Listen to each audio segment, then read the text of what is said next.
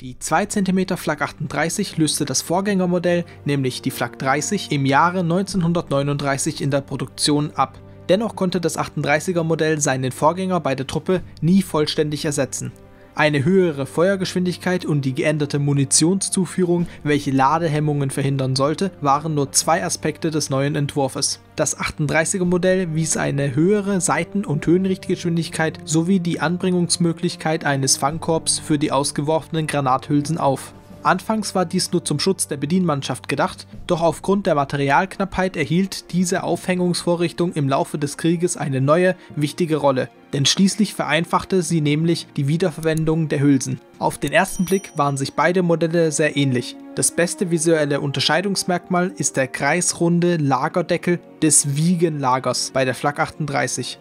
Beide Modelle ließen sich mit Hilfe des Sonderanhängers 51 verlasten. Das 6 mm starke Schutzschild, welches meist im Kampf gegen Bodenziele zum Einsatz kam, wog 120 Kilogramm. Somit hatte die Flak 38 ein Marschgewicht von 890 Kilogramm und ein Gefechtsgewicht von 405 Kilogramm. Ein solches Gewicht ist logischerweise für schwieriges Gelände, in welchem zum Beispiel Gebirgsjägertruppen operierten, zu hoch.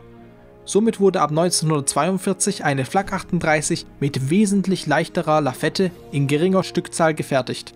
Dadurch hatte dieses Modell nur 276 Kilogramm Gefechtsgewicht. Davon unabhängig blieb die ballistische Leistung aller Modelle identisch, also der 30er, 38er und der leichten Version. Oft wurde die Flak 38 auch auf diversen Ladeflächen verschiedener LKWs oder Halbkettenfahrzeugen platziert.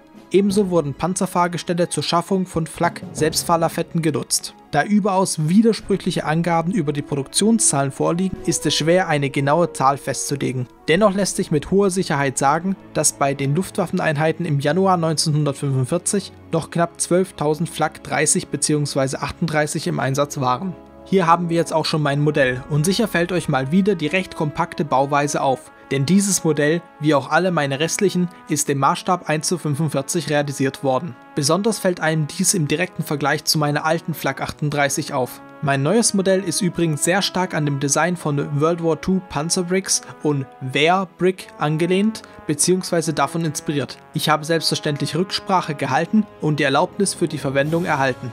Mein erster Prototyp, den ich entwickelte, hatte im Vergleich zu meinem Endprodukt einen Flaw, denn die Beine waren direkt mit dem oberen Aufbau verbunden und somit konnte sich das Geschütz nicht drehen. Und ihr werdet es herausgehört haben, denn ja, obwohl das Modell so klein ist, lässt sich die Ober- bzw. Unterlafette uneingeschränkt um 360 Grad drehen. Als weitere Funktion lässt sich die Ausrichtbarkeit des Geschützrohres nennen. Die Visierung ist ebenso in ihrer Positionierung veränderbar. Ansonsten sind noch kleine Details wie der Sitz oder das kleine Rädchen zur Feinjustierung vorhanden. Wie immer ist es ein Displaymodell und ich rate trotz solcher Funktionen nicht dazu, mit dem Modell zu spielen, da es doch stellenweise recht fragil sein kann. In den kommenden paar Tagen werden Review-Videos zu weiteren Modellen, die sehr bald erscheinen werden, hier auf meinem Kanal zu finden sein. Also abonniert den Kanal und aktiviert die Glocke, um nichts mehr zu verpassen. Ich hoffe, euch hat dieses kleine Review-Video gefallen und dieses Modell wird auch sehr bald im Shop erhältlich sein.